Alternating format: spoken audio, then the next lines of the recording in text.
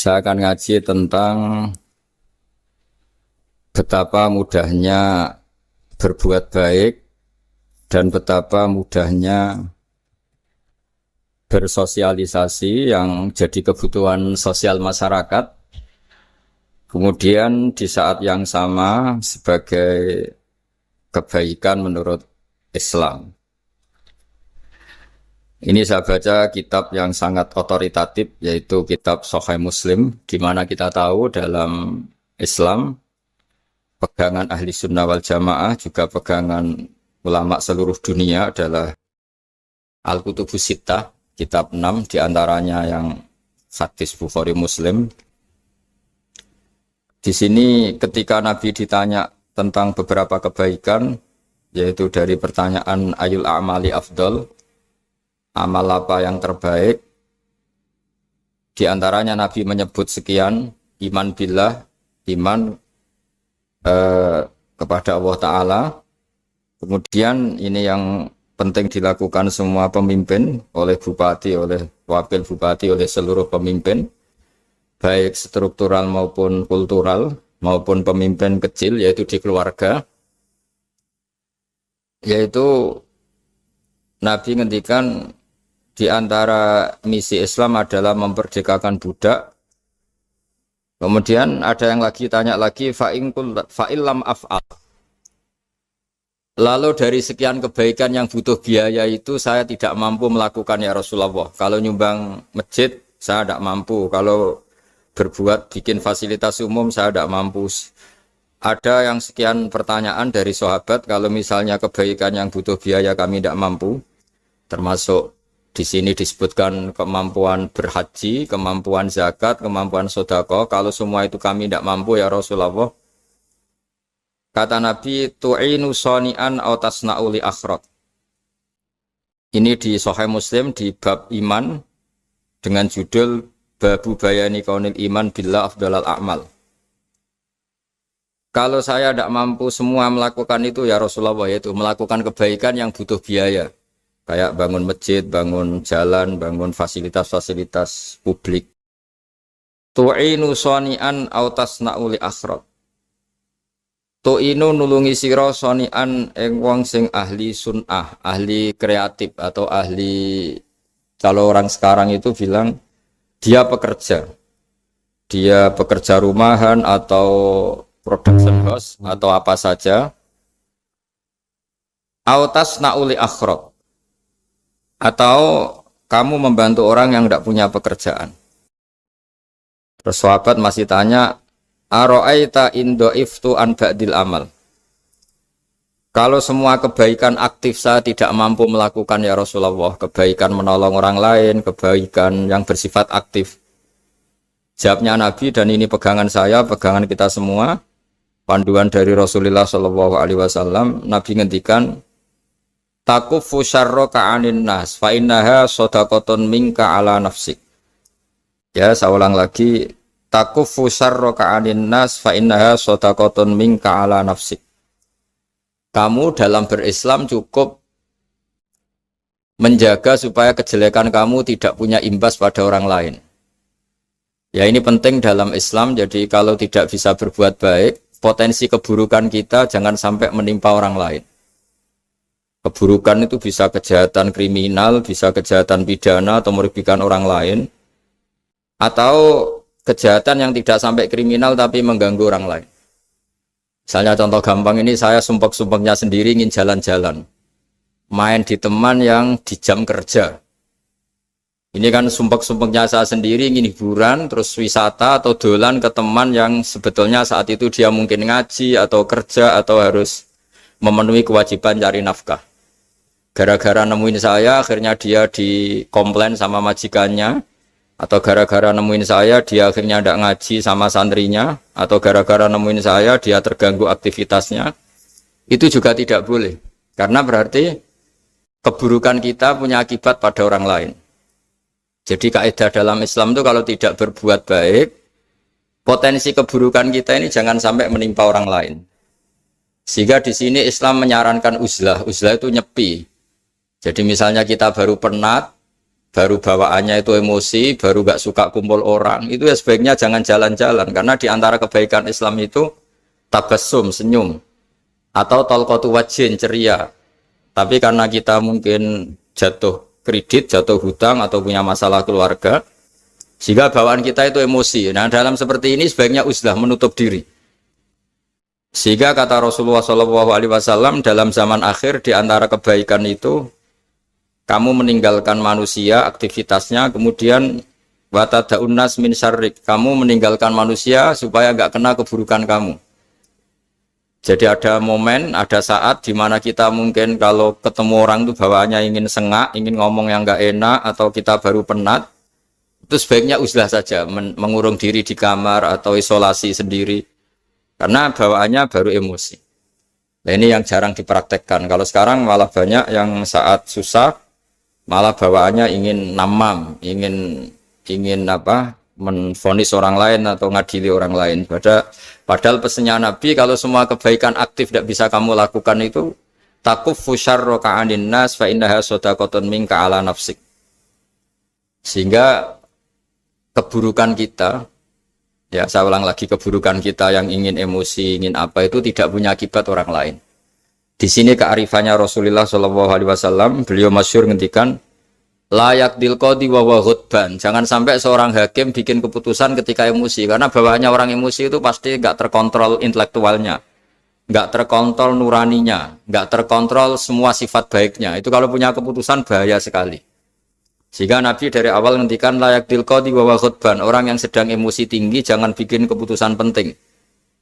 Kemudian oleh ulama diteruskan juga jangan bikin keputusan penting orang yang sangat lapar, atau yang sangat kenyang, atau yang sangat ngantuk, atau yang super sibuk. Jadi hal-hal yang potensi buruk dalam mengambil keputusan itu harus ditinggalkan. Sehingga misalnya bupati atau wakil bupati kalau sedang tidak nyaman dengan suasana apa, nggak boleh rapat kemudian memutuskan keputusan penting. Begitu juga kiai dan semuanya. Nah, ini yang supaya otoritatif. Kenapa saya bawa kitab itu logikanya jelas ya. Kita sebagai dai, sebagai ustadz, atau sebagai mubalek, atau sebagai siapa saja, yang ingin kita wariskan ke umat Rasulullah adalah dawuh-dawuhnya Nabi. Dan kalau kita ngaji tidak pakai kitab, itu sebenarnya umat kita jejali dengan pikiran kita, dengan ide kita. Jangan-jangan ide kita, pikiran kita ini tidak mewarisi pikiran Islam, tapi pikiran kita, atau emosi kita. Tapi kalau kita baca kitab, artinya umat ini berhak mendapat apa yang diteladankan dan disabdakan oleh Rasulullah SAW. Tapi kalau kita, itu pasti inginnya itu kita. Misalnya kita Bupati Banyuwangi, mungkin kita akan cerita Banyuwangi dengan asik. Tapi bagi daerah lain, apa urgensinya bagi saya? Begitu juga kalau kita kiai, mungkin kita akan cerita fadhilnya kiai. Tapi bagi orang lain yang keutamaannya jadi pekerja, jadi satpam, jadi guru, jadi pegawai negeri yang adil. Sehingga subjektivitas kita ini akan tinggi. Tapi kalau kita sebagai kiai baca hadis, maka umat ini mendapatkan panduan dari Rasulullah SAW. Nah, dari sekian panduan itu, kata Nabi, jika Anda tidak bisa berbuat kebaikan aktif, maka kebaikan yang harus Anda lakukan adalah potensi kejelekan kamu jangan menimpa orang lain. Makanya saya berkali-kali bilang, saya ini termasuk kiai yang jarang main ke alumni. Karena tadi, kadang-kadang alumni itu sudah mau kerja di tempat kerjanya, atau mau janjian ngantar anaknya sekolah. Gara-gara ada saya, mungkin semua itu dibatalkan.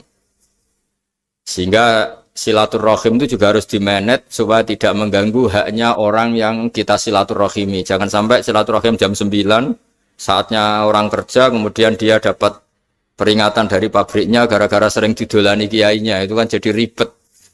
Atau kiai karena sering didolani terus tidak ngaji, metu tamu terus. Itu kan jadi ribet. Apapun itu, sehingga orang itu harus berpikir perilakunya itu tidak punya akibat la doror wala diror. Jangan mengganggu dirinya, juga jangan mengganggu orang lain. Ini oleh Nabi disebut takuffu syarra ka'adin nas fa innaha shadaqatun minka ala nafsik. Sifat buruk kamu itu harus dijaga supaya tidak menimpa orang lain, dan itu berarti menjadi sedekah kamu atau amal kamu pada diri kamu sendiri. Jadi ini penting dimaklumatkan ke semua kita bahwa saat kita tidak bisa berbuat baik aktif, misalnya nggak bisa sedekah, nggak bisa menolong orang, setidaknya keburukan kita tidak menimpa orang lain. Nah, termasuk keburukan yang terselubung adalah kita punya pikiran yang menurut kita ini hebat, tapi bagi orang lain mungkin bahaya. Misalnya kita punya pikiran ingin jadi orang kaya raya yang dermawan. Itu artinya kan pikiran baik karena ingin jadi dermawan. Tapi artinya bayangkan orang lain tuh miskin semua butuh derma kamu. Mana mau orang lain kamu bayangkan miskin butuh derma kamu. Orang lain juga bayangkan dirinya kaya gak butuh derma kamu. Itu namanya kebaikan yang subjektif. Kamu ingin jadi kiai yang ngajarin orang banyak. Oke, itu baik. Tapi kan berarti kamu bayangkan orang lain gak bisa ngaji terus kamu saja yang bisa ngaji sehingga kamu yang ngajarin. Ya sudahlah, kebaikan itu udah usah muluk-muluk seperti itu. Jadi apa yang ditakdirkan kita jadi bupati ya jadi yang baik, menolong pekerja-pekerja yang baik. Saya kemarin diceritain banyak oleh Mas Anas aktivitas Pemda Banyuwangi yang menolong banyak orang, juga masyarakat juga saling menolong dan seterusnya dan terusnya. Jadi ini jelas maksud saya supaya bupati dan semuanya pemimpin melakukan kebaikan itu berdasar panduan dari Rasulullah SAW, di mana di antara aturan yang dianjurkan beliau adalah aktivitas kita sebagai manusia adalah tu'inu soni'an au tasna'uli akhraq. Ya, saya ulang lagi. Saya ulang teks hadisnya secara lengkap supaya dapat berkahnya Rasulullah SAW. Ada beberapa pertanyaan dari sahabat, ya Rasulullah, jika saya tidak bisa berbuat baik yang berbiaya atau tidak bisa berbuat baik yang aktif, apa yang saya harus lakukan? Nabi ngendikan tu'inu shani'an aw tasna'ul asra. Kamu membantu orang yang pekerja atau kreatif, orang-orang yang kreatif atau pekerja apa saja kamu bantu dan bantu orang yang tidak punya pekerjaan. Terus ditanya lagi, qultu ya Rasulullah ara'aita in dha'iftu an ba'dil amal. Bagaimana kalau itu pun saya tidak bisa ya Rasulullah? Terus Nabi ngendikan tafuqifu syarraka anin nas fa innaha shadaqatun minka ala nafsik. Yang penting keburukan kamu tidak menimpa ke orang lain dan itu bagian dari sedekah kamu. Nah, perlu saya ingatkan ke semua kita lah. Makanya pentingnya membaca umat Islam dengan ilmu ushul fikih. Saya berkali-kali bilang, jika ada seseorang tidur, itu jangan kamu baca sebagai tidur yang meninggalkan tahajud, meninggalkan sholat qiyamul lail, meninggalkan wiridan di malam hari. Tapi juga bacalah saat itu dia tidak dugem, tidak maksiat, tidak narkoba. Sehingga barokahnya ilmu itu ada respek pada umat Islam yang tidur. Karena tidur itu juga ada fungsi meninggalkan sekian maksiat, sekian kriminalitas. Tapi kalau kita kulino tidak baca dengan ilmu, maka melihat orang tidur itu ya kayak meninggalkan tahajud, meninggalkan wiridan, meninggalkan qiyamul lail. Sehingga bawaannya kita ini akan kurang respect. Tapi kalau kita membacanya dengan ilmu, orang yang tidur di malam hari, maksudnya ya sudah sholat isya, itu ada sekian potensi maksiat yang dia tinggalkan.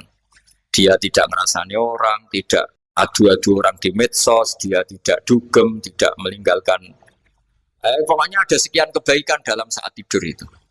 Ini barokahnya ilmu. Tanpa ilmu kita tidak bisa respect seperti ini. Karena bawaannya akan, oh ini malam-malam tidak tahajud, tidak wiridan, tidak apa. Tapi kalau kita dengan ilmu, itu akan membaca dengan tidur, artinya orang tidak maksiat, tidak dugem, tidak ngerasanin orang, tidak ngata-ngatain orang. Nah di sini Sadaqallahul Azim ketika ngendikan wa min ayatihi manamukum billaili wan nahar. Termasuk ayat Allah itu orang tidur. Maksudnya tidur yang dengan dimaknai positif tadi, bisa istirahat, bisa meninggalkan maksiat, bisa apa-apa. Nah ini di sini hebatnya Rasulullah SAW ketika beliau memandu kebaikan. Di antara kebaikan itu apa? Takufu syarroka anin nas fa innaha shadaqatun minka ala nafsik. Kamu, potensi buruk kamu atau keburukan kamu jangan sampai menimpa pada manusia, pada orang lain. Dan itu bagian dari sedekah kamu. Ya, saya mohon maaf sama Bu Bupati, sama semua Pemda, sama Wakil Bupati karena saya tidak bisa lama-lama. Saya punya wadifah. Tadi ini pun sudah ngurting ngaji saya karena saya harus ikut ngaji di sini. Dan mari sama-sama berdoa. Al-Fatihah. Jadi status gambaan ini kita mantapkan dulu. Jangan ada status lain kita di depan Allah kecuali status kehambaan. Saya punya analogi dan itu saya ulang-ulang karena di antara ciri Quran itu mengulang-ulang sesuatu yang harus jadi pegangan. Saya ulang lagi, di antara ciri Quran itu mengulang-ulang sesuatu yang jadi pegangan. Jika kita belajar ilmu fisika atau ilmu apa saja, maka kita akan bicara materi sesuai statusnya. Jadi kita harus latihan untuk iman kepada Allah. Saya tanpa mengurangi rasa hormat, saya memberi contoh begini ya. Ini jam, materinya dari besi. Ini kertas, materinya ya kertas. Tentu secara fisik, orang akan bilang jam ini lebih kuat timbang kertas. Dan itu pasti dibenarkan dari segi materi. Tapi kalau Anda beragama dan Anda tahu bahwa pengendali alam raya ini Allah Ta'ala, maka kamu akan bilang, terserah Gus Baha. Gitu. Bisa saja jam ini saya punya niat saya hancurkan, kertas yang lemah ini saya simpan. Sehingga jam tangan ini 5 menit lagi saya hancurkan sehingga benar-benar rusak. Sementara kertas ini saya simpan sampai bertahun-tahun awet. Nah, kira-kira seperti itulah ilmu manusia. Sesuatu yang kita sangka kuat, ternyata Allah punya rencana menghancurkan itu. Dan yang kita sangka lemah, ternyata Allah punya rencana untuk mengabadikan itu. Nah, di sini pentingnya iman lahu maqalidus samawati wal ardh. Hanya Allah yang mengendalikan semua. Jadi jangan mentang-mentang kita punya ilmu bahwa materi besi itu lebih kuat timbang kertas, terus kita pastikan bahwa besi lebih awet ketimbang kertas. Kita sisakan satu keyakinan, terserah Allah, terserah pengendalinya. Nah itu agama, bilang terserah pengendalinya itu agama. Ya mungkin tadi aja problem sinyal, saya ulang lagi. Ibarat saya ini megang jam tangan, yang materinya dari besi. Ini kertas yang materinya lemah. Tentu kita akan bilang bahwa jam atau besi lebih kuat ketimbang apa? Kertas. Tapi Anda salah. Anda harusnya ngomong bahwa terserah pengendalinya. Bisa saja saya punya rencana menghancurkan besi ini sehingga 5 menit lagi hancur. Dan saya ingin mengabadikan kertas ini saya simpan di tempat yang aman. Nah kira-kira agama itu bukan anti ilmu. Sehingga agama boleh kamu mengatakan besi ini lebih kuat ketimbang kertas. Tapi harus kamu tambahi dari segi materi. Tapi kalau dari segi pengendalinya maka kita jawab terserah Allah Subhanahu wa ta'ala. Nah ini di sini pentingnya beragama. Jadi meskipun Mars tuh kayak apa kuatnya, bumi, gunung kayak apa kuatnya. Ternyata gunung yang kita kira kuat, ternyata nyimpan magma yang potensi meledak. Yang gunung kecil, yang kelihatan dari pasir kecil yang tidak berdaya, ternyata nggak nyimpan magma, jadi nggak direncanakan untuk diledakkan. Itu, nah agama itu seperti itu, yang disebut di surat Yasin misalnya Allah itu siapa? Biyadihi malakutu kulli, yang dalam kendalinya itu semuanya di alam raya ini. Sehingga di kehidupan nyata juga sama. Ada orang yang nekuni ilmu ekonomi, tapi miskinnya Masya Allah. Ada yang gobloknya Masya Allah tapi kaya. Ada kiai yang punya doa banyak, hidupnya biasa. Yang nggak punya doa kaya. Itu saya pernah baca di sebuah hadis qudsi. Ada riwayat begini. Nabi Musa ketemu Allah ditanya. Limadza kata Allah. Kenapa saya memberi rezeki orang yang bodoh? Mak itu orang yang bodoh sekali. Kadang tak ciptakan dia jadi orang kaya. Dan yang pintar ekonomi kadang tak ciptakan jadi orang miskin. Si Nabi ini tanya, kenapa ya Allah? Supaya dia tahu yang mengendalikan rezeki itu saya, bukan ilmunya dia. Katanya. Jadi banyak orang, misalnya kita yang pintar, dipekerjakan orang yang nggak pintar. Yang punya pabrik tidak pintar, mengerjakan orang yang pintar. Jadi ya kira-kira agama itu seperti itu. Sehingga dalam kita beragama itu yang paling ditekankan itu tawadhu. Tawadhu itu merasa sopan atau memang sopan betul. Kalau dalam Ihya disebut sekiranya Anda tidak bisa tawadhu secara rasa, tawadhulah secara ilmu. Saya ulang lagi ya, sekiranya Anda tidak bisa tawadhu secara rasa, tawadhulah secara apa? Ilmu. Karena ilmu itu akan abadi. Saya beri contoh begini. Saya ini kan misalnya kiai di kampung saya atau di kecamatan saya. Saya mungkin bisa merasa hebat karena saya tokoh di sini. Tapi pastikan sebelum ada saya yang bernama Baha ini, agama sudah jalan. Dan di daerah lain yang nggak kenal saya juga agama sudah jalan. Betapa tidak pentingnya saya di kawasan-kawasan yang nggak butuh saya atau di era yang sebelum ada saya. Nah dengan ilmu seperti itu orang pasti tawaduk karena dia tahu daerah yang nggak ada saya ternyata ya ada masjid, ada agama. Periode yang sebelum ada saya juga agama jalan. Sehingga kita tidak kumo luhur, wah kalau nggak ada saya agama nggak jalan. Zaman Wali Songo tidak ada saya agama ya jalan. Ekonomi juga gitu. Kalau Anda pakar ekonomi yang mensejahterakan rakyat, cara tawadhu itu kalau nggak bisa dengan rasa, dengan ilmu. Sebelum ada kamu banyak orang kaya. Banyak orang yang nggak kenal kamu juga kaya. Banyak periode yang saat itu udah ada Anda juga kaya. Berarti Anda ini tidak siapa-siapa. Makanya saya pernah didatangin seorang profesor, ini kisah nyata. Gus, sebetulnya saya dengan bapak saya itu pinter mana? Bapak saya itu tidak tamat SD, tapi saya bisa profesor. Saya ini profesor, anak saya naik kelas saja sudah senangnya bukan main. Setidaknya ini orang bodoh bisa menciptakan orang pinter, yang orang pinter kesulitan menciptakan orang pinter lagi. Nah, kalau kita tidak bisa tawaduk secara rasa, tawaduklah secara ilmu. Ikhlas juga gitu, saya sering ngajarkan ikhlas di beberapa kesempatan ngaji. Kalau Anda tidak bisa ikhlas secara rasa, ikhlaslah secara ilmu. Pasti bisa, bukan mungkin bisa, pasti bisa. Secara ilmu. Makanya di Quran disebut fa'lam annahu la ilaha illallah. Ilmu, fa'lam itu dari kata ilmu. Saya beri contoh, saya mulai kecil sampai sekarang. Sekarang saya sekitar umur 50 tahun. Mulai kecil sampai sekarang itu ya bilang kalau kertas ini putih. Itu ya ada yang gaji, ada yang bayar. Tapi saya selalu bilang kertas ini putih. Yang hitam ya saya katakan hitam, yang merah saya katakan merah. Kenapa? Karena itu fakta. Saya ulang lagi, karena itu fakta. Sehingga saya untuk mengatakan putih tidak perlu ada yang bayar.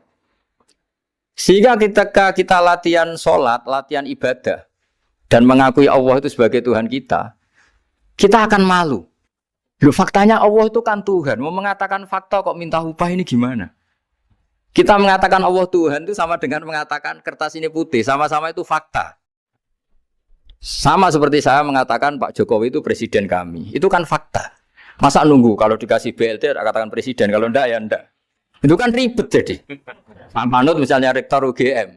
Mbok saya enggak digaji di sana atau enggak kerja di sana bilang kalau beliau itu rektor. Pak Ganjar gubernur Jawa Tengah. Mbok saya dikenal apa enggak ya beliau tetap gubernur. Lama sekali kita mengatakan fakta itu ikhlas. Ikhlas itu artinya enggak minta apa-apa. Karena kita ingin ngomong sesuai fakta. Nah Allah Tuhan itu fakta gitu. Nah kenapa untuk mengatakan Allah Tuhan nunggu?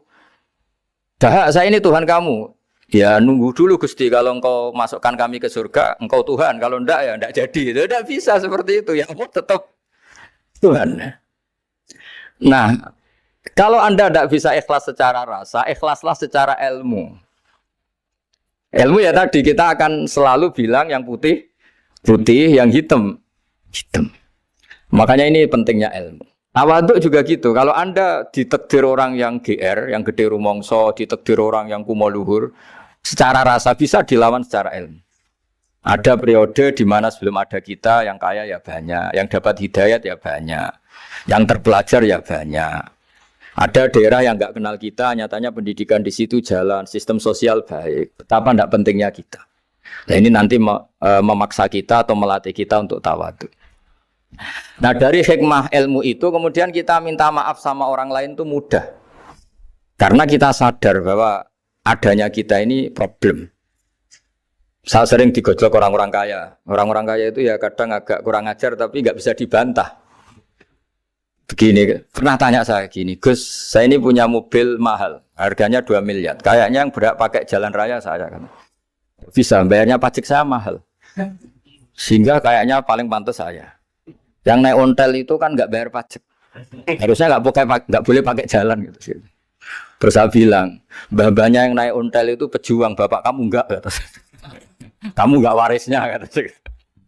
Artinya ada teori dalam kitab hikam itu kitab tasawuf dalam pesantren. Itu kebaikan saja di soal.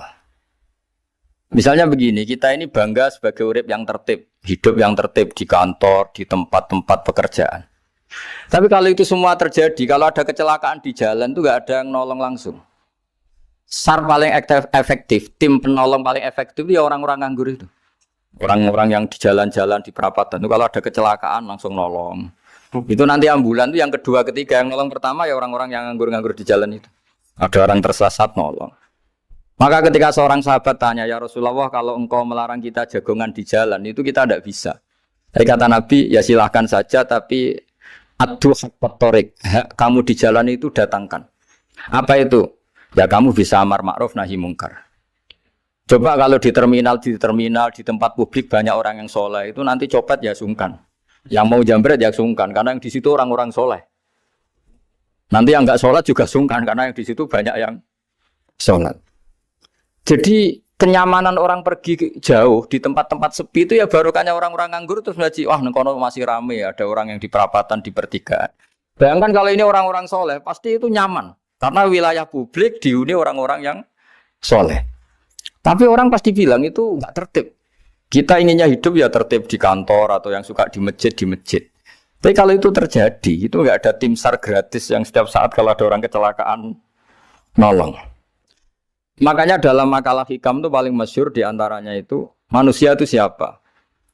Manusia itu mangkanat mahasinuhu masawiyah, fakih falatakun masawihi masawiyah. Manusia itu orang yang saat baik saja ada salahnya, apalagi masalah. Jadi kalau kamu punya toko, lagi laris, dan saat laris itu Anda ngerumat keluarga Anda melakukan kebaikan pada keluarga Anda. Pasti ada toko lain yang termahjubkan, yang tersingkirkan. Makanya saya pernah diskusi sama kiai besar, guyonan sama saya. Kita kalau kiai besar sebaiknya kalau diundang di musala kecil datang apa enggak? Kata kiai yang satu, jangan datang Gus, itu jatahnya kiai kecil. Terus kata yang satu, datang Gus sebagai bukti tawaduk bahwa kita kiai besar pun mau diundang yang kecil. Akhirnya kita ini ya kadang datang kadang enggak, karena kadang kita enggak datang supaya jatah rezeki kiai kecil enggak terambil. Kadang yang mau datang supaya dikira tawaduk. Makanya kalau seorang profesor sering turba di bawah itu ya kasihan yang S1, SPDI itu kan nanti nggak jadi bintang kalau profesornya sering turun. Kalah terus itu. Jadi kadang-kadang itu orang itu harus berpikir secara ilmu, jangan rasa terus. Jadi itu ilmu. Jadi semua yang kebaikan yang kita lakukan itu secara ilmiah bisa diperdebatkan. Ada orang senang ngomong serius supaya bangsa ini maju. Tapi bapak saya itu pesan saya, kamu kalau ngiyai itu jangan sering ngomong serius kan. Masyarakat sudah capek mikir utang, mikir keluarga. Begitu sowan kiai dijak ngomong serius lagi nanti capek kan. Sehingga kiai dulu itu kalau ketemu orang ya guyon terus. Karena tahu masyarakat sudah capek. Sudah banyak yang takut tanggal kredit gitu. Sudah takut tanggal kredit, takut problem sowan kiai diancam neraka lagi, itu kan ketakutan berkali-kali. Jadi makanya ini kan kebaikan itu dievaluasi karena kita tidak nabi, tidak wali. Jadi kalau kata hikam itu apa yang Anda kira baik itu ada masalah. Apalagi sedang masalah. Saya sering cerita ada orang suami istri harmonis sekali. Itu tanyakan ibunya, pasti mulai gak peduli dengan ibunya karena terlalu harmonis dengan istri. Tapi itu pasti bukan mungkin lagi. Jadi jangan tanya istrinya, tanya ibunya. Oh, jok nikah lupa saya. Ngalor ngidul sama istrinya. Tanyakan temannya. Wah, itu jok nikah lupa temennya. Tapi yang baik sama teman, tanyakan istrinya. Jatah belanja untuk ngopi. Begitu terus itu. Jadi siklus sosial itu. Nah, di sini pentingnya saling minta maaf karena dalam kebaikan kita pasti ada kesalahan. Ketika karir kita baik di pemerintahan maupun di kampus, pasti dengan sendirinya ada yang agak tersingkirkan. Meskipun itu sudah hukum alam. Tapi apapun itu kita harus minta maaf. Makanya banyak, saya sering cerita berkali-kali, dulu itu ada dua nabi yang seangkatan. Itu luar biasa debat ilmiahnya, tapi debat baik. Mulai dulu ya ada polemik itu ya mulai dulu ya ada. Yang Nabi Yahya itu suka berkawan orang-orang soleh. Kalau ditanya, kenapa kamu berkawan orang-orang soleh? Ya enak lah, karena berkawan orang soleh. Yang Nabi Isa sering berkawan orang-orang yang enggak jelas. Ditanya, kenapa Anda suka berkawan orang-orang yang enggak jelas?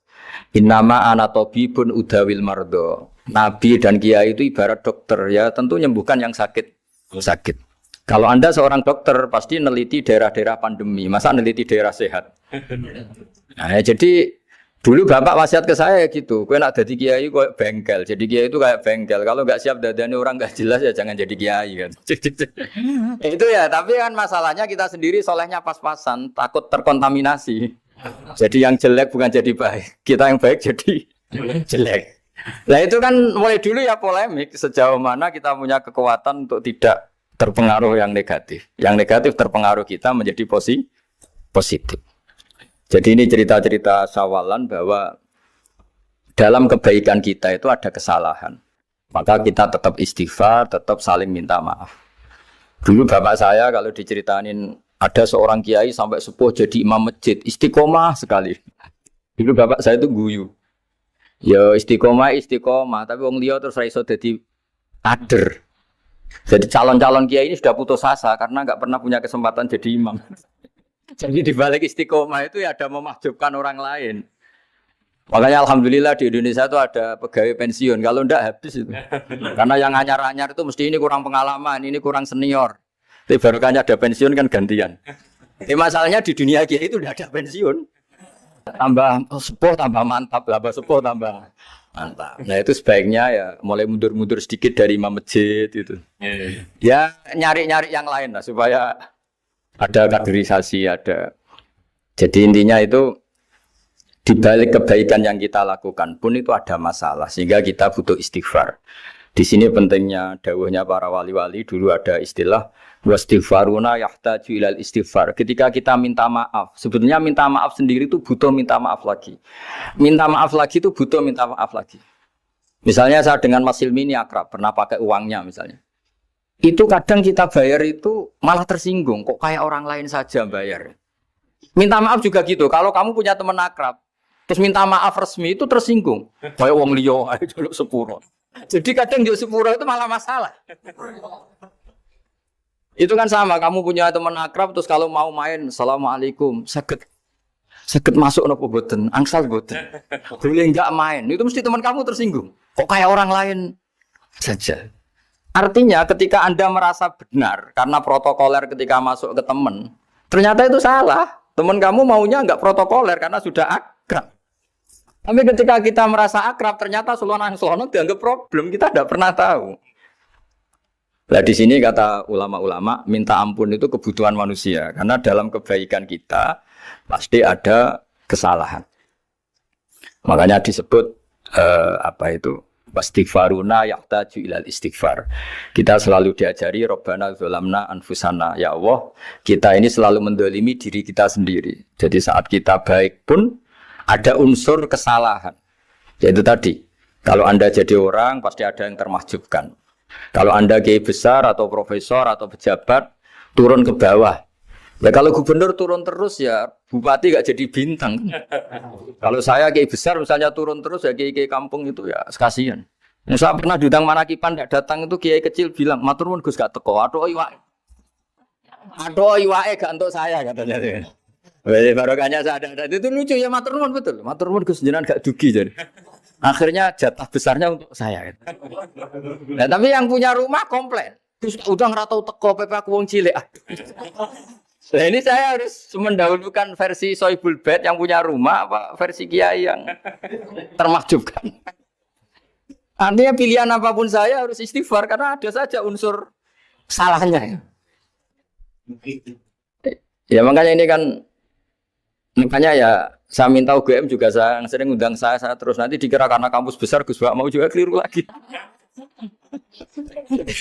Kalau 1-2 kali mungkin boleh, kalau keseringan ya nggak boleh. Nanti itu dikira saya maunya hanya sama kampus besar, padahal saya sama RT ya sering datang juga. Nah ini yang terakhir saya bacakan teks otoritatif sebagaimana janji saya. Kata Rasulullah SAW di sebuah hadis. Ini terakhir nanti supaya nggak lama-lama saya juga punya wadhifah. Ada orang itu punya hutang. Hutang itu ya hutang, memang hutang. Singkat cerita orang itu tidak bisa bayar sampai akhirat. Dan aturannya Allah, orang yang punya hutang tidak bisa bayar ini harus diaudit, harus diselesaikan di akhirat. Kalau tidak bisa diselesaikan di dunia, diselesaikan di akhirat. Walhasil akhirnya di akhirat itu ditagih dan tidak mampu bayar. Karena di akhirat sudah tidak ada kredit, tidak ada ATM, tidak ada apa saja. Terus kata Allah, solusinya kebaikan kamu dikasihkan yang ngutangi. Ternyata kebaikan dia tidak cukup juga. Bayarnya apa? Kejelekan yang ngutangin dikasihkan yang utang. Kayak apa celakanya? Kebetulan yang ngutangi salahnya banyak, ini kan repot. Tapi Allah itu tidak suka kalau ada orang mukmin yang satu saudara kemudian masuk neraka karena saudaranya ini. Kata Allah, jika ini masuk neraka berarti disebabkan komplain atau ketidakikhlasan temannya yang mukmin. Masa orang mukmin menyebabkan mukmin yang lain masuk neraka? Allah tidak ingin. Makanya di antara nikmatnya beragama itu ukhuwah, persaudaraan. Baik persaudaraan atas nama iman atau atas nama kebangsaan atau atas nama kemanusiaan. Akhirnya si yang ngutangi ini tadi, jangan dibahasakan kreditur, nanti kita kayak bank, yang ngutangin lah nanti. Ya bahasa gampangnya yang ngutangin, karena tidak semua orang ngutangnya sama bank. Sama Allah ditunjukkan satu surga yang luar biasa. Nanti tak baca teks Arabnya ya, supaya dapat berkahnya bahasa Arab. Terus saking mewahnya surga itu, si yang ngutangin tanya, ya Allah itu untuk nabi siapa? Karena semewah itu pasti untuk kelas nabi. Atau untuk wali siapa? Katanya, terus kata Allah, sabda Allah, untuk siapapun yang mampu membeli. Lalu siapa yang bisa membeli surga semewah itu? Kamu bisa. Terus, dengan apa ya Allah? Kamu mengampuni teman kamu itu. Kamu bebaskan dari utangnya. Nanti tak kasih surga itu. Terus, akhirnya sama Allah, kata orang itu, ya Allah saya bebaskan. Ya sudah, kamu berdua masuk surga. Karena Allah tidak ingin ada kasus aneh. Dua orang mukmin ini kan bersaudara. Masa bersaudara kemudian yang satu menjadi penyebab masuknya neraka karena ini tidak mau memaafkan.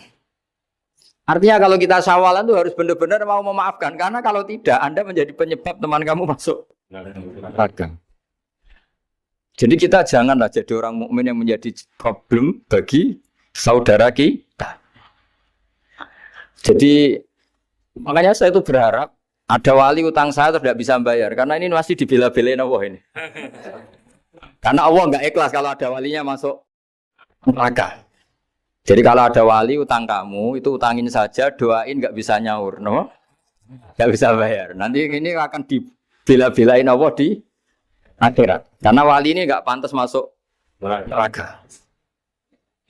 Ya, jadi kalau ada wali utang kamu mau bayar sudah, Anda tidak usah bayar, nanti di akhirat saja. Lah yang ribet kalau yang kamu utangin dia ahli neraka, kamu nagihnya disuruh masuk neraka. Nah, itu ribet itu. Sudah utang dia ahli neraka. Ya tak baca teksnya supaya ini ada di kitab Ihya halaman 197 juz 2. Status hadisnya waqala sahihul isnad, kata Imam Hakim, hadis ini sahihul isnad.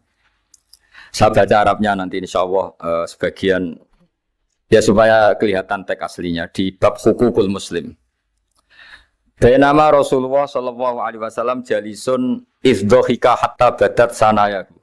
Nabi ketika santai-santai duduk tahu-tahu tertawa sampai gigi depannya itu kelihatan. Jadi tertawa sangat sampai gigi depannya kelihatan. Yang notabene beliau sering hanya senyum, kali ini tertawa betul sampai gigi depannya kelihatan. Faqala Umar radhiyallahu anhu ya Rasulullah bi abi anta wa ummi malladhi adhakaka.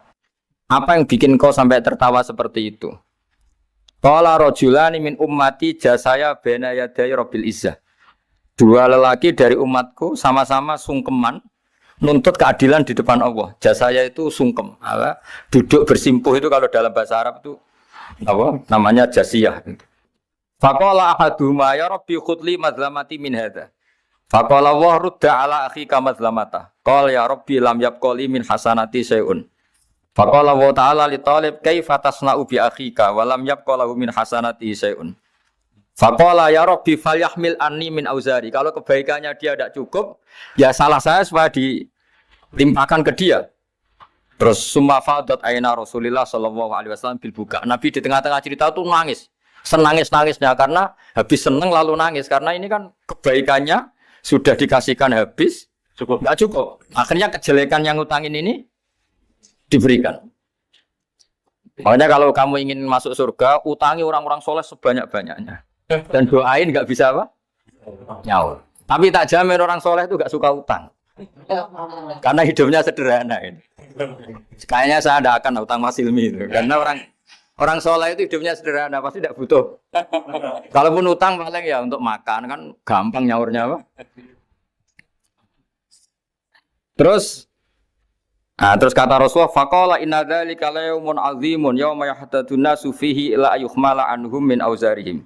Terus fayaqulu wa ta'ala lil mutadzallim irfa basarak. Coba kamu lihat yang di sana itu ada apa?